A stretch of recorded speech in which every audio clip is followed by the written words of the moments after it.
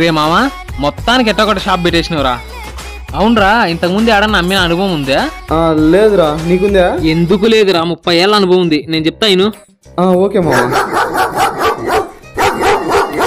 అమ్మయ్యా, అర్థమైందారా?